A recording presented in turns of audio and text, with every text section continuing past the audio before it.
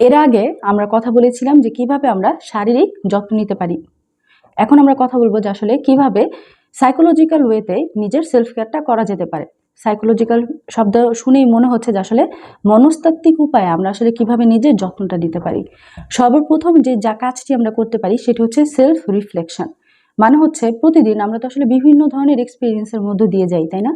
যখন আমরা এই ধরনের এক্সপিরিয়েন্সের মধ্য দিয়ে যাচ্ছি, সেটা হতে পারে ভালো, হতে পারে খারাপ, যেটাই হোক না কেন, কিছুটা সময় বিরতি নিয়ে ওই এক্সপিরিয়েন্সটা একটু অ্যানালাইজ করার চেষ্টা করা, একটু ভাবার চেষ্টা করা।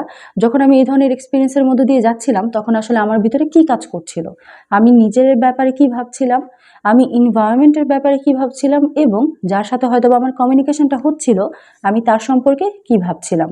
আপনি যদি কোনো একটা এক্সপিরিয়েন্স বা কোনো একটা ইভেন্টের পরে এই ধরনের রিফ্লেকশনের জন্য কিছু সময় বিরতি নেন, এটা যেটা আপনাকে যেভাবে আপনাকে হেল্প করবে সেটা হচ্ছে পরবর্তীতে আপনি যখন সিমিলার কোনো ধরনের ইনসিডেন্ট ইনকাউন্টার করবেন অথবা সিমিলার ধরনের কোনো কাজে আপনি ইংগেজ হবেন, তখন আপনি আপনার নিজের অ্যাকশন সম্পর্কে, আপনার সামনের মানুষের অ্যাকশন সম্পর্কে এবং একই সাথে পরিবেশটার অ্যাকশন সম্পর্কেও আপনি অ্যানালাইজ করতে পারবেন, এবং এটা আপনাকে হেল্প করবে যে আসলে আপনি কিভাবে আপনার ফার্দার কমিউনিকেশনগুলো ডেভেলপ করতে পারবেন।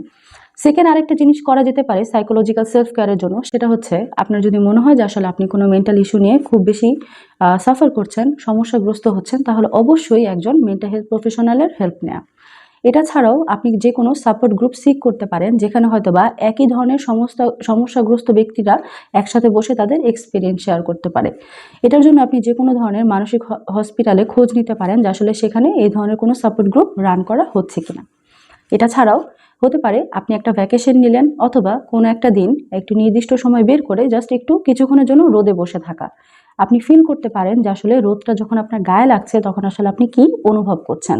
আপনি মেডিটেশন করতে পারেন। আমরা বলি যে আপনি মাইন্ডফুল থাকতে পারেন, যে হ্যাঁ, যদি একটা এক্সাম্পল নিই, যে হ্যাঁ, রোদটা আমার গায়ে লাগছে, আমি গায়ে উষ্ণ অনুভব করছি, আমার মনে হচ্ছে যে একটা গরম বাতাস আমার গায়ে বয়ে যাচ্ছে।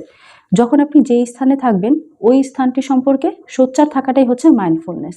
আপনি সেটি প্র্যাকটিস করতে পারেন।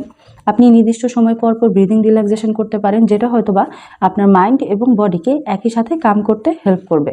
এছাড়াও খুব প্রচলিত একটা ব্যাপার আছে, সেটা হচ্ছে অ্যারোমা থেরাপি। আমরা জানি যে ফ্রেগরেন্স মানুষকে বিভিন্ন ডিফারেন্ট ধরনের একটা কামনেস প্রোভাইড করে। রাতের বেলা হতে পারে যে আপনি ঘুমানোর সময় যদি সেন্টেড ক্যান্ডেলস ইউজ করার আপনার অভ্যাস থাকে, আপনি সেটা করতে পারেন। খুব ভালো বা জেন্টেল ধরনের একটা এয়ার ফ্রেশনার আপনি ইউজ করতে পারেন, যেটা হয়তো একটা সার্টেন টাইমের পরে আপনার ঘুমটাকে আসতে হেল্প করবে। ঠিক এইভাবেই আমরা যদি চাই তাহলে সাইকোলজিক্যাল সেলফ কেয়ারগুলো করতে পারবো। সেলফ কেয়ারের বাকি ভাগগুলো জানার জন্য আমাদের সাথেই থাকুন।